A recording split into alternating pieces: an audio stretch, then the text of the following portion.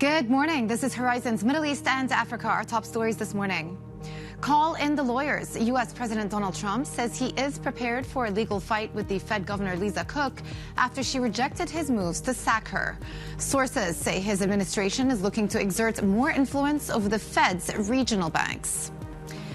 The United States crushing 50% tariff on some Indian goods comes into effect. The highest in Asia. Citi says it could shave off just over 0.5% from annual GDP growth.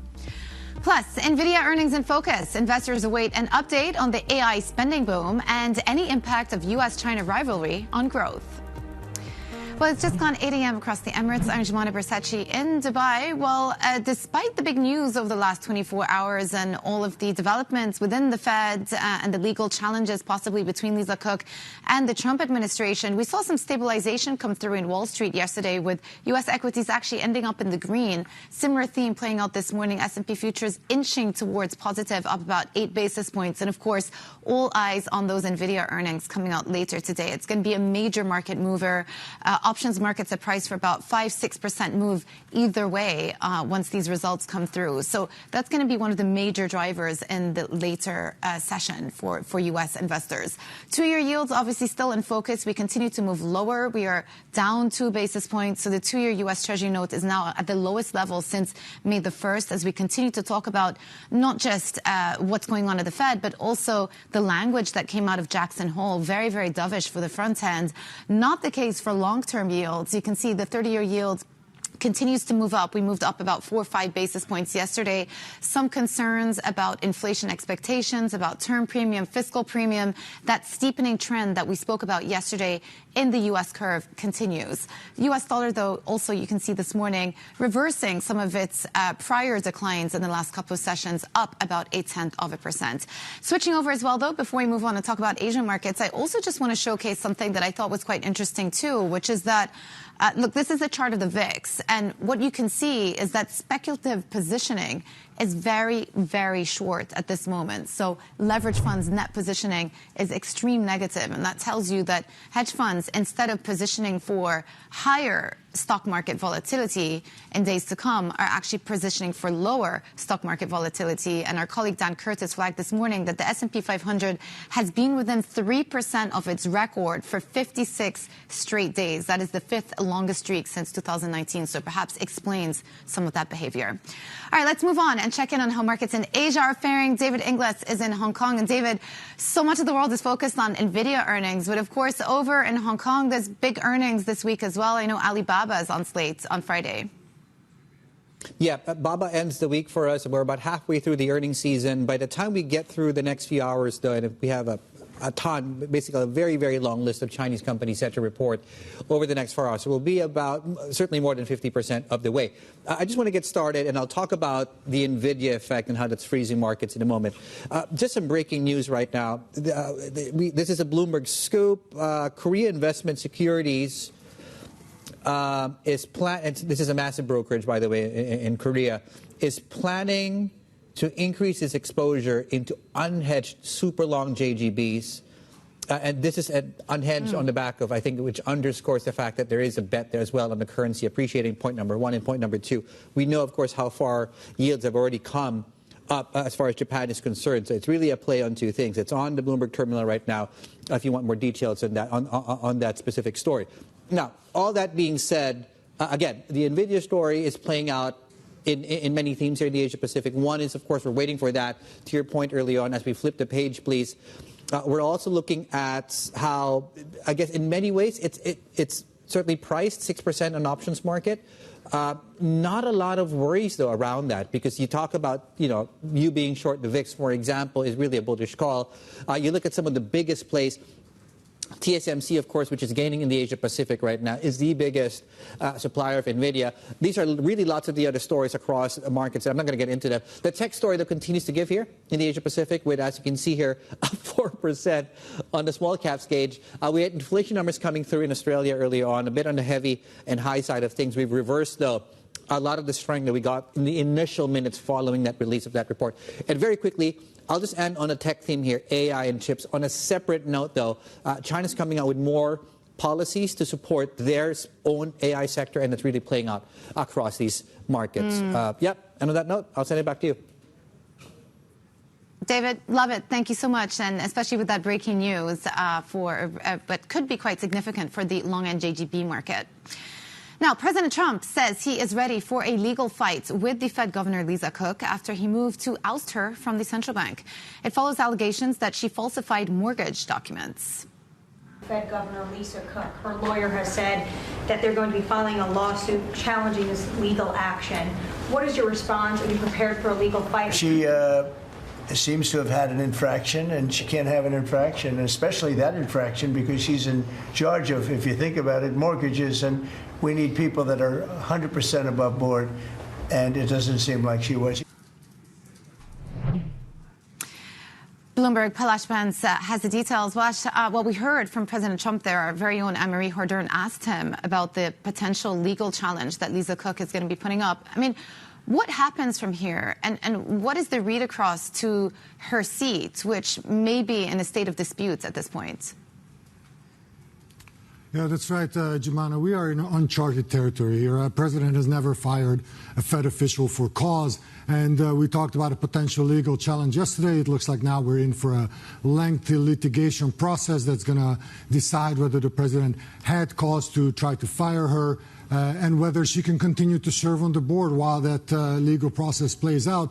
We can expect a lot more twists and turns in that saga, which will obviously feed into market volatility and give investors a lot to chew on while they try to decide which way the Fed is going to go and what to expect for the future of interest rates. And it raises further questions about central bank independence as well. We also heard that the president and his team are weighing different ways to exert their influence on the regional Fed banks as well. The Fed presidents are coming up for recertification in February. So there's a lot that's going to still happen at the Fed, and there's a lot to keep an eye on.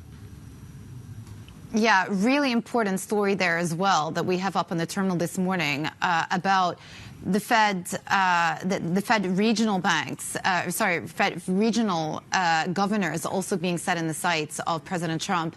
But one Fed policymaker did actually speak out. She was asked about central bank independence yesterday. Let's listen to what Lael Brainard had to say. The president essentially is moving to shift the majority of the Board of Governors well before what was contemplated in terms of the institutional structure and their terms, and that opens the door when renewals of all of the Reserve Bank presidents come up in February. So quite significant. That's the former vice chair of the Fed saying that essentially this opens the door up to renewals of all Reserve Bank presidents that are coming up in February. That could be a major deal also for markets as well. Yeah, that's right. And we also heard from the former vice chair that this sort of pressure can exert itself in very subtle ways.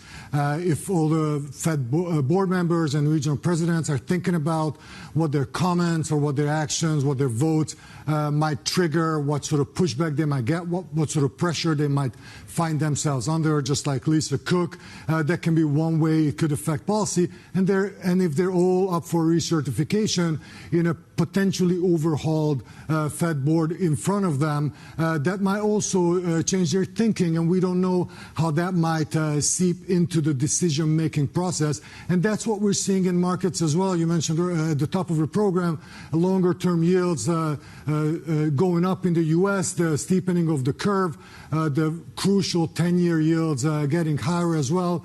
That's what we're seeing, investors weighing the potential for the Fed cutting rates too far and too fast, and how that might affect financial conditions in the U.S. in the longer term.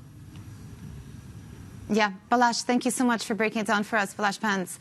Joining us now is Rajeev Sibal, Morgan Stanley senior global economist. A lot to unpack. Maybe let's just start with the big news of the last 24 hours, in that there's been this slow creep over the Fed's independence. And I think some serious questions are being asked about whether investors actually can believe the assumption that the Fed are going to be solely acting on their own economic projections as opposed to political pressure. I think the market reaction yesterday tells us a lot about how the markets are thinking about this. The front end of the curve went lower, as you highlighted. The back end of the curve stayed higher. It seems like the market's trying to put in some term premium, even if interest rates go down. And as somebody who started their career in academia, I can assure you that the literature is pretty consistent, that central bank independence is important for inflation targeting. And so I think the market is right to be vigilant in seeing what's going to happen and how it's going to play out here. Yeah. Does it necessarily mean that more political influence, let's say, on the central bank will be inflationary? So historically in situations, and this has been particularly true in emerging markets, when you have wide fiscal deficits, as the United States currently has, there is a pressure, if fiscal and monetary policy are too far aligned, to lower interest rates because of the cost of the debt. And so this has been the experience in emerging markets. I'm not sure that will be the case in developed markets, but historically that's what we've seen, and so that's why markets are probably very vigilant about what's going on right now. Yeah, unprecedented times for sure. Maybe let's just talk about the here and the now monetary policy while the Fed Chair Jerome Powell is still here. He gave this very important speech at Jackson Hole last Friday. The market interpreted it to be quite dovish, and I see your own U.S. economists have also changed their forecast now. They are calling for a September rate cut. Yes, we have the September cut on the table now. We had to make a decision. There's two dimensions that the Fed has to deal with. It's with the labor market and with inflation. And we have inflation data coming out later this week. The consensus is that it's going to hit 2.9% year on year.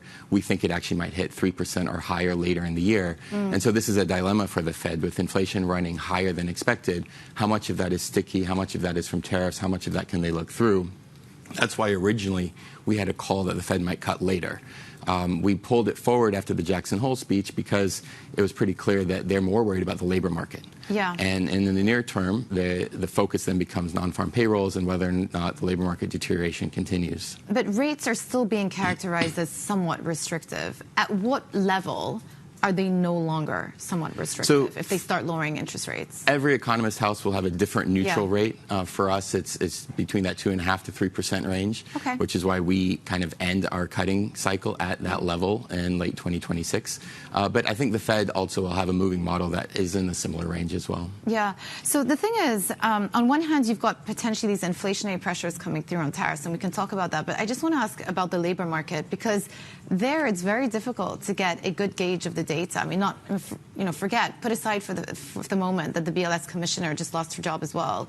But you have two different forces. You have the immigration effect, so people, that's affecting the labor supply, but then weakening labor demand. You put the two of them together, and you probably end up somewhere around where we are because of those two conflicting forces. Absolutely. And a lot of Fed governors have spoken about this. We've written about it extensively. When you have a situation where the population dynamic is changing rapidly in the United States, it can be hard to calibrate what the break-even non-farm payroll is. Yeah. We've written that 50,000 by the end of the year could be a break-even non-farm payroll. So a world in which you have 50,000 payrolls may see unemployment stay relatively low. Yeah. And this is the big dilemma for the Fed, is because that's a full employment, and that means that their mandate on the employment side is kind of being met at the current moment. Now, the big risk is what I call the level versus trend effect. So the trend is this kind of 50,000 break-even level that we've talked about. I think what spooked the Fed and what kind of turned Jay Powell's head was the revisions, which changes the level. Yeah. And so this is where the next non-farms, the next 2 or 3 are going to be really important to understand where that dynamic is. So interesting. Okay, let me ask you about tariffs. We've got the big 50% tariff on India coming due today. Well, that has just gone into effect today.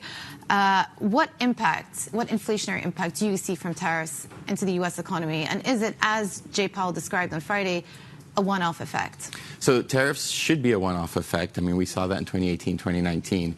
The question becomes, does the implementation of the tariff become consistent, and is there retaliation from other markets and economies?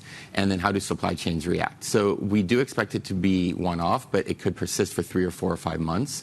And the full effect we don't think has come into the price yet, so to speak. Yeah. It took a long time for the administration to implement the tariffs, and so we're waiting. That August deadline became actually quite important because a lot of the trade diversion that may have been happening can no longer be diverted after the implementation of the August tariffs.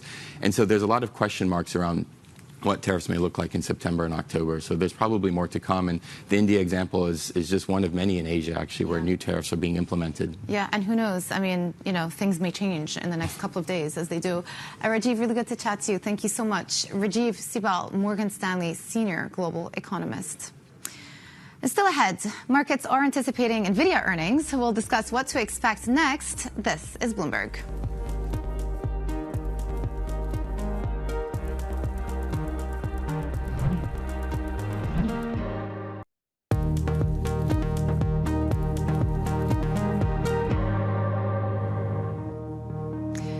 Welcome back to Horizons Middle East and Africa. I'm Jumana Bersachi in Dubai. Nvidia is set to deliver its earnings report on Wednesday, and investors will be watching how the U.S.-China rivalry is impacting growth. This chart shows the stock's tendency to move sideways to down, actually, ahead of results. Let's get to Robert Lee, Bloomberg Intelligence Senior Analyst. Well, Robert, we don't have a crystal ball, so we don't know exactly what's going to be announced today, but options markets are pricing a big move either way, 5 or 6% post-results. Look, set the stage for us. What should we be watching out for? Sales, I'm reading, are set to grow at a pace of more than 50% this year. But then, of course, there's the China question as well. Sure. OK. Well, as you said, we don't have a crystal ball, but we do try our best to try and predict the results as accurately as we can. And as you said in your prelude, quite often Nvidia stock actually trades sideways or down after results. And there's an obvious reason for that. It's because the stock normally trades up into numbers, and yet again this quarter, as we've seen in previous quarters, the stock is trading close to an all-time high. So the expectations going into these numbers, which should be strong, are very high. So the key question for investors is how much of that is really anticipated and priced in. So as we've seen in previous quarters, I think a lot of that is, and the risk is, unless we see a material upgrade to consensus numbers, which, just as a side note, have hardly changed. So consensus EPS numbers for the fiscal year ending 2026 have hardly changed year to date. So unless we see this earnings upgrade cycle coming through, the risk is that we get further profit taking.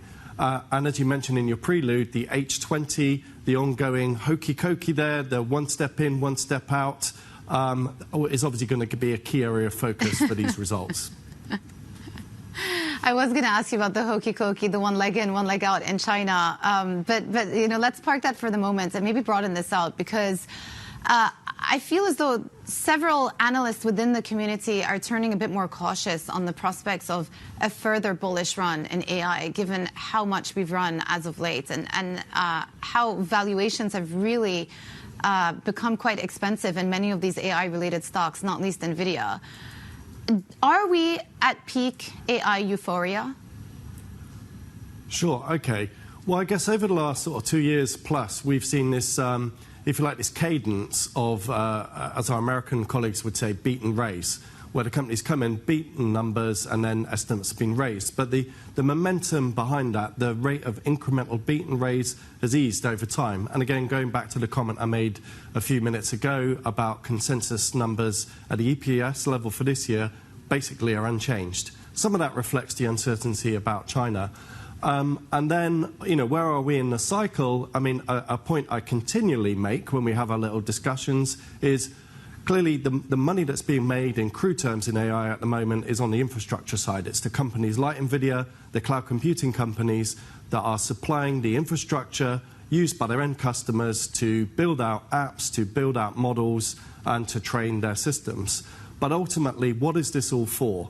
Monetization remains the main focus in terms of our research, remains the elephant in the room. And I think the narrative within the investment industry is beginning to change. Yeah. Just look at CoreWeave's results. This is a US company which disappointed, announced a big hike in CapEx a couple of weeks ago.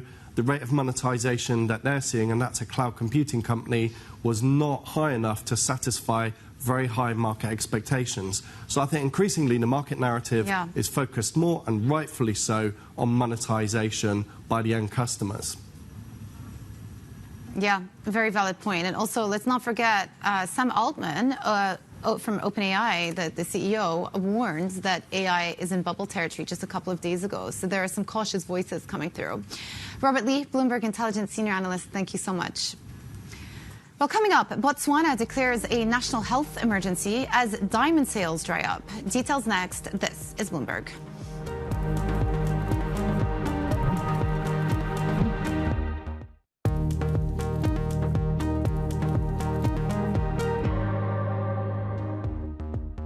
Botswana has declared a public health emergency as the country struggles with a severe shortage of medical supplies. The crisis comes amid a sharp downturn in diamond sales, which make up a third of Botswana's budget revenues.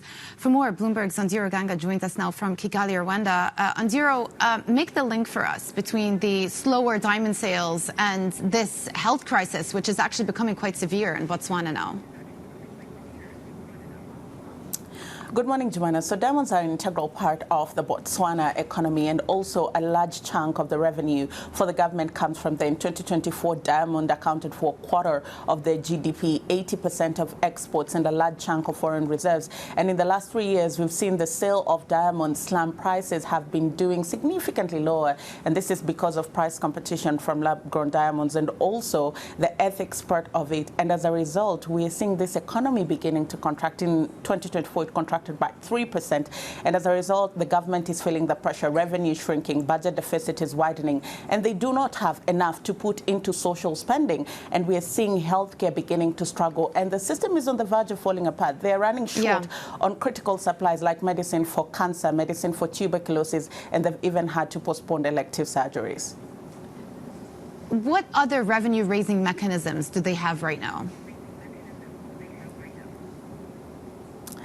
Jumana, they're running low on choices, but they're trying to diversify. BDC, the Botswana Development Corporation, has been given very ambitious targets to get out of the country, go out there and try look for money. Currently, the managing director is in South Africa to try and talk to some institutions to see if money can flow into Botswana. We saw the country also strike a $12 billion deal with Qatar, and this is money that will go into sectors like agriculture, mining, and other parts of the economy. But key to this is the fact that President Duma Boko campaigned on the premise that he was going to diversify the economy away from diamonds. He wanted to jumpstart digital economy and tourism, and these are things that we've not seen him do. And while he calls for patience and peace in the country, this is pegged on how soon he can turn that situation around. Bloomberg's Andiro Ganga in Kigali, Rwanda. Thank you so much for the report. And coming up, President Trump's 50% tariffs on India has now gone into effect. But our next guest says the increased levies are unlikely to see New Delhi reduce Russian oil purchases. All of that coming up in just a moment. This is Bloomberg.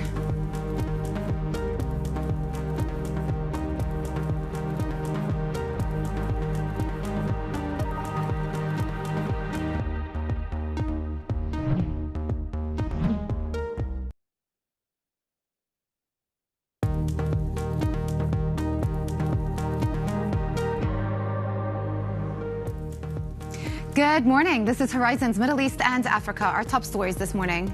Call in the lawyers. U.S. President Donald Trump says he's prepared for a legal fight with the Fed Governor Lisa Cook after she rejected his moves to sack her.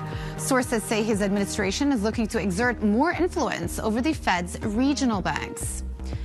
The United States crushing 50% tariff on some Indian goods comes into effect, the highest in Asia. Citi says it could shave off just over 0.5% from annual GDP growth. Plus, Nvidia earnings in focus. Investors await an update on the AI spending boom and any impact of U.S.-China rivalry on growth. It's just gone 8:30 a.m. across the Emirates. I'm Joanna Bersace in Dubai. Some stabilization coming through in these markets. S&P futures leaning towards the green. A better close yesterday despite the concerns about the Fed and all of the developments over there. And of course, attention now turning to Nvidia, those earnings later on. We were speaking about it with Robert Lee earlier on. The market is priced for quite a significant move. But then again, the run-up has been massive. You could point out that valuations are quite rich at this juncture. And therefore, the bar is quite high for a beat. So let's see what comes out of that. We've got 2-year yields continuing their march lower, 2 basis points lower today as 30-year yields, 10-year yields, the long end of the U.S. yield curve continues to move up. So that steepening trend continues intact throughout the course of this week, and particularly in yesterday's trade with 30-year yields moving up 5 basis points at one point. And then we've got the USD, a bit of a turnaround this morning, some stabilization there as well. The USD is down 9.5% for the year. Today, though, we are up about 15 basis points. Flipping over, also wanted to flag, interesting chart, I thought, and just the fact that the VIX level, which is essentially stock market index volatility, is trading at very low levels, but even more so because so many funds have been positioning short. Leverage funds net positioning is very negative, the most negative it has been since 2021 even. So this tells you a lot about how investors are thinking about the run-up in equities and also the underlying volatility behind it. There hasn't been a lot of volatility. All right, let's check in on how markets in Asia are faring as well. David Inglis is in Hong Kong. David, run us through these markets. Yeah, there's a really good tech theme forming right now. And a lot of it is related to AI for separate reasons, and the Nvidia story certainly front and center. I'll get to that in a moment. But within the Chinese story, though, today, there's a lot of policy support that's been announced. And as you can see, and plus earnings coming through from Cameron, which both those two things are leading to the gains you're seeing on your screen. That's point number one. Point number two, though, on Nvidia, there's really not a lot of movement right now when you look at some of the top suppliers of Nvidia coming through on your screen. So these are your top four that are listed in Asia Pacific. There's really nothing consistent there. In fact, you put all these things together, and the fact that we are going to get a 6% move either way, if you base it on options pricing, might actually put some hot sauce on this fairly bland chicken breast burrito right now. Because when you look at a 3-day look at the Asia Pacific, extremely range bound on the Asia Pacific. So let's see how Nvidia reports, because this time tomorrow, things could look very different. I'll end on this. Distance from record highs. Samsung is a big weighting in Korea. SK Hynix as well.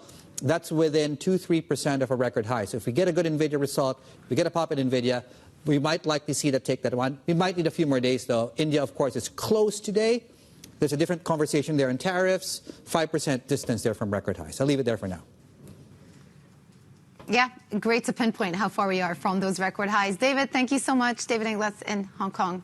Well, speaking of India, Nifty is closed today, but the U.S. has slapped a crushing 50% tariff on some Indian goods. The higher tariffs took effect earlier this hour, doubling the existing 25% duty that was implemented on August the 7th. For more, let's bring in our India trade and economy reporter, Shruti Srivastava in New Delhi. Shruti, maybe let's just start with, and first of all, this is a really high level of tariffs. It's 50%. What sort of an impact is this going to have on the Indian economy? How punitive is it going to be?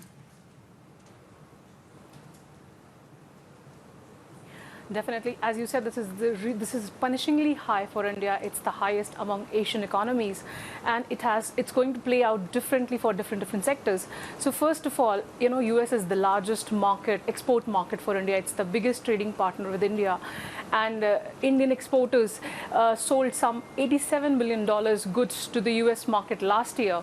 That's 2% of India's GDP. So definitely, such high tariffs, of course, it shuts down the market for Indian exporters. Now they will have to look for other ways, other markets, newer markets to diversify.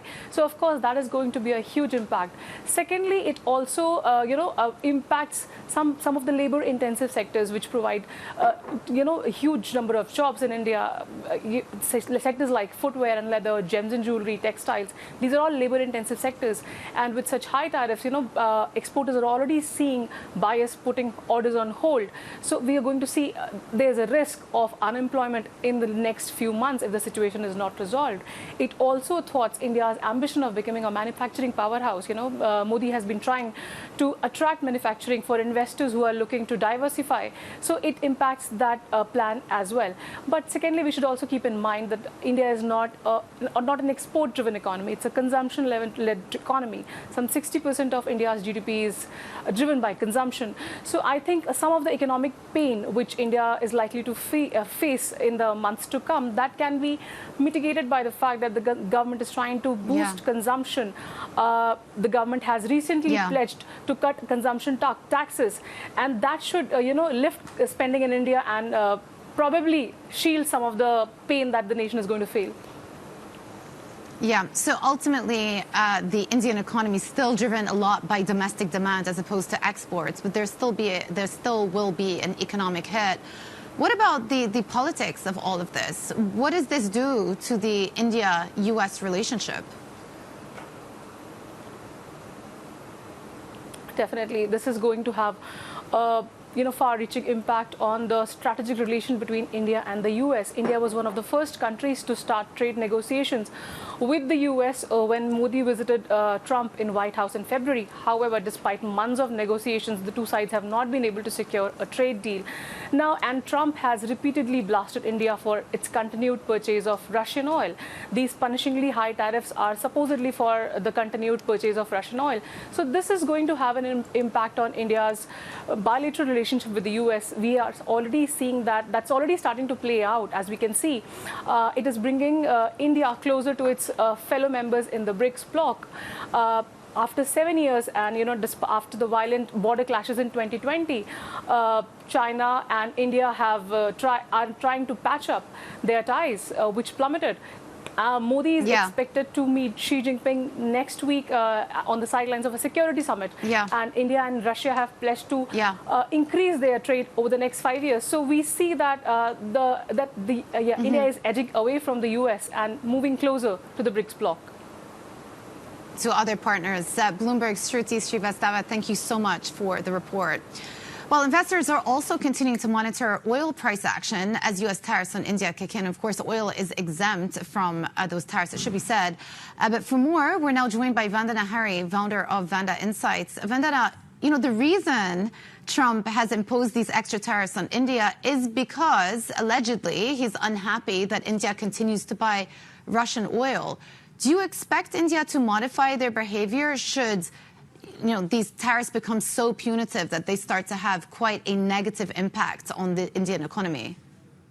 Good morning, Jumana. So as things stand today, and as you were mentioning earlier, the 25% additional tariffs against India have just gone into effect. So effectively 50% tariffs against India.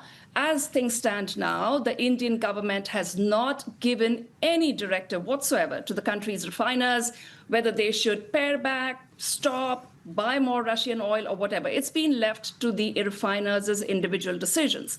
Now, just to put some color around that, Indian refiners are always on the lookout to diversify the sources of crude. It's an ongoing strategy, and they have been doing that in recent days, perhaps with a little bit more fervor. But as of now, it doesn't look to me that India is going to change course. And in terms of New Delhi's directives, certainly, I don't expect any change, of course. And I certainly don't, as a result, expect the refiners to make any major pivots against Russian crude purchases. So yesterday, President Trump was asked about whether there could be financial penalties or sanctions on Russia should Russia not go down the path of peace. And I think this is one of the major drivers for the oil market. What likelihood would you place, what probability would you place on this actually going into effect and Russian oil supplies becoming a lot more difficult to procure in the coming months? As of now, Jumana, the market doesn't seem to be pricing in that worst-case scenario of major sanctions, secondary tariffs against other buyers of Russian oil, leading to a major disruption in Russian flows. And we're talking about 6 to 6.5 million barrels per day of crude and refined products that go out from this country. So that is not the market's base case scenario right now. The problem here, Giovanna, is that it is obviously a very complex topic. If you sort of zoom out all the way to the impasse over Western security guarantees to Ukraine and, Russian and Ukrainian red lines and so on. If you drill down a little bit as well to try and connect it to the oil markets, it's really very poor leverage looking at, even if India were to stop buying Russian crude, China is continuing to buy. China is a much bigger buyer. So, what exactly is Trump trying to achieve? I think that's very, very unclear. Right now, the whole range of outcomes from this to perhaps, he extends the 2-week deadline he's given to Trump and to Putin and Zelensky, all the way to, as you say, he takes the course of stricter sanctions, and everything in between is right now open. So I think it's a very thick fog of all the possibilities for the market and very hard to pick one of those outcomes right now. Yeah. And what's interesting, if you look at what's the price of Brent, say, in the last month, it's actually been pretty stable. We've sort of been in this $3 range between 66, 69, if you go back. And, of course, before that, you had the Iran-Israel war. But 66, 69 is where we are, relatively stable. What do you think are going to be the biggest drivers in the coming months, looking out to the last quarter of the year? Look, to my mind, Ukraine remains very much center stage. There is a slim possibility that Trump walks away from this whole issue, as a result of which we just have a prolonged stalemate. I think the chances of that are very slim. So assuming that he just continues to extend the time, but at the same time put some mild pressure on both the leaders in Moscow and Kiev. Assuming that happens, I think crude will continue to remain range-bound. There aren't that many other factors to move it out of this range. I think OPEC Plus, for the time being, is pretty much done with its major decisions all in the rearview mirror now with regard to the 2.2 million barrels per day of cuts that it has very quickly unwound. There is the underlying global economic outlook, of course, and there I see the oil market quite decoupled from the day-to-day swings in sentiment that we have seen in other risk assets, for instance, in the U.S. equity markets. The assumption there is that it's going to be a sluggish economic growth, lots of economic headwinds as a result of these trade wars, and as a result of which tepid global oil demand growth as well. Vandana, let me just round up with a question, because for as long as, all of this year when OPEC started putting this extra barrels back to the market, everyone anticipated for there to be a supply glut by the end of this year. Do you see signs of that happening now? So there are some gloom and doom scenarios out there, projections of 2 to 3 million barrels per day supply, oversupply in the markets in fourth quarter, first quarter of next year.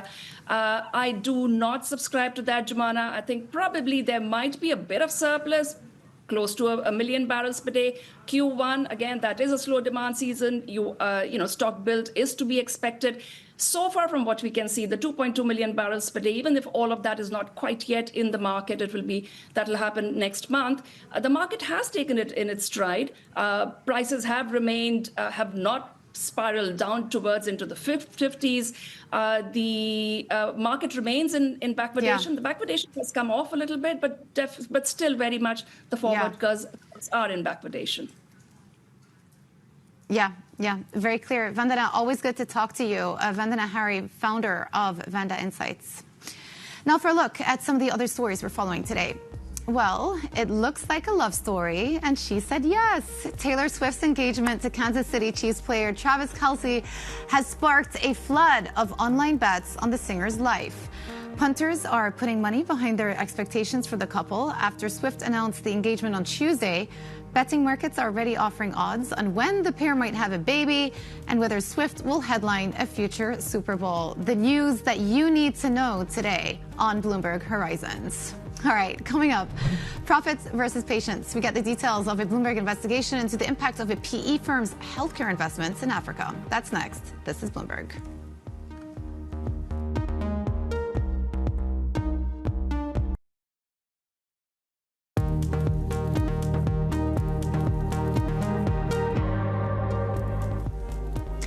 Welcome back to Horizons Middle East and Africa. I'm Jumana Bersachi in Dubai. Well, let's turn to a Bloomberg investigation in healthcare for profit. When one of the world's biggest private equity firms took over a number of hospitals and clinics in Africa and Asia in 2019, it told investors that it was intent on increasing access to high-quality healthcare. However, our investigation has called into question whether the investments by U.S.-based TPG can simultaneously have a positive social impact and also make money.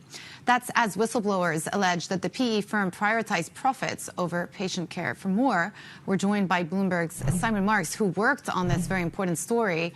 Simon, quite simply, has TPG lived up to its promise to expand healthcare in developing countries? Well, as you said, a number of years ago, TPG started a fund, the Rise Fund. It poured several $1 billion into that. It attracted other investors into the fund from the likes of Bono, Gates Foundation, the World Bank, and the idea was really to sort of expand healthcare, high quality healthcare for countries that needed it the most. And what we've found out is that in many cases, despite investing money in the hospital, they did prioritize profits over patient care. For example, doctors were given very stringent revenue targets in some hospitals, and that's according to documents we've gathered, to staffers, both current and former. And not only that, in many cases, doctors were encouraged to, refer patients, in some cases, unnecessarily to various departments for tests in order to hike bills. So there's a lot of allegations around overpricing that have been carried out inside some of these hospitals. And, this sometimes falls on the weakest. We had one case of a lady who came in from a very poor neighborhood who, according to her bill and family and carers, was overpriced and ended up with an astronomical bill that ended up in quite a terrible sort of back and forth with hospital management to try and get that price down again. So I think these promises have been questioned. Yeah. I mean, I guess this raises a broader question about whether for-profit hospitals you find it easy to help those that are most in need. Is there somewhat of a conflict between the need to make money, to serve your fiduciary stakeholders, but at the same time serve the original purpose of why you're launching the business in the first place? Yeah, indeed. I mean, I think if you come in with expectations of making wild profits, especially in countries, where people's earnings are a bit lower, it's a very tough thing to do because your market clearly is very restricted. In a country like Kenya, you do have some very wealthy members of society, but they are restricted to the top 1%, sometimes even less, that people can actually afford these hospitals. And insurance coverage is very weak in places like Kenya, that really you're talking 2-3% of the population. So your ability to access people in rural areas, in poorer neighborhoods, is very, very low, really, at a private hospital. And I think, investors, obviously, when they come in, they have to think about their models. And, in this hospital in Kenya, the Avenue Hospital Network, before TPG came in, we do know that they had implemented some measures to expand healthcare to the poor through free medical camps, for example. And when TPG came in, this specific methodology of bringing free healthcare with treatment seems to have stopped. Yeah. Bloomberg's Simon Marks, thank you and the team for bringing us this story today. It's the Bloomberg Big Take up on the terminal for those who are interested in reading more about it. Thank you so much. Well, coming up, in a milestone agreement, Abu Dhabi's Lunate is set to take a minority stake in hedge fund management company Brevan Howard. Details next. This is Bloomberg.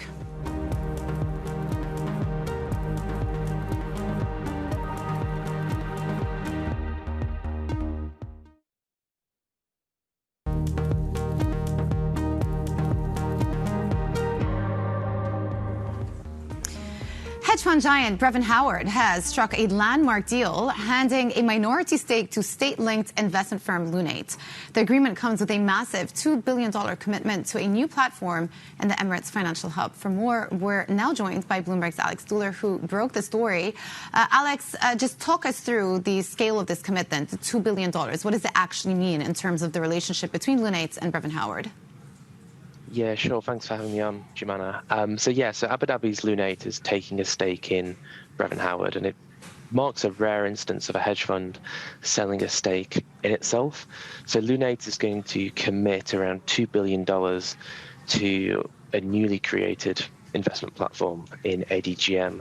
And it comes at a really interesting time because Brevan, it runs around $10 billion from Abu Dhabi, and its total assets under management is around $30 billion. And they set up the office in Abu Dhabi back in 2023. So, yeah, we wrote in the story that Brevan and Lunate had been in talks for months now, and Lunate had held these discussions with Brevan due to its deep ties with Abu Dhabi. So, it's a really interesting example of firms setting up here and how it might give them access to capital. And I just wonder whether that's a template for other hedge funds as well. You and the Mideast Money team have written a lot about the inflow of talent and capital to Abu Dhabi. Does this deal perhaps set a template for other hedge funds looking to do the same? Yeah, I mean, that's certainly the hope. I think everyone is setting up in Abu Dhabi at the moment. We've got Marshall Wace, Rocos Capital Management, Hudson Bay. They're all setting up in Abu Dhabi, and I think the intention is to be close to capital. There's a lot of sovereign money in Abu Dhabi, and a lot of them will be looking at Brevan Howard, who's secured this big ticket, and think perhaps we could do the same. But it's worth remembering that Brevan, they came in 2023. We're now in 2025, and it took them some time to get that cash. So it's certainly not a guaranteed ticket to just raising money easily. Yeah, and they have a big investor and investment base out in Abu Dhabi as well. So very interesting development in the Emirates. Bloomberg's Alex Duller, thank you so much. Okay, let's round up the show with a quick look at equity futures. Big day ahead. Nvidia earnings coming up later today. That's going to be the main focus. But things are leaning towards the green. Take a look at European markets as well, as seen recuperating some of the losses that we had in yesterday's session. European futures up 0.4%. That is it for Horizons Middle East and Africa. I'm Jumana Persecci in Dubai. Stay with us for Daybreak Europe. This is Bloomberg.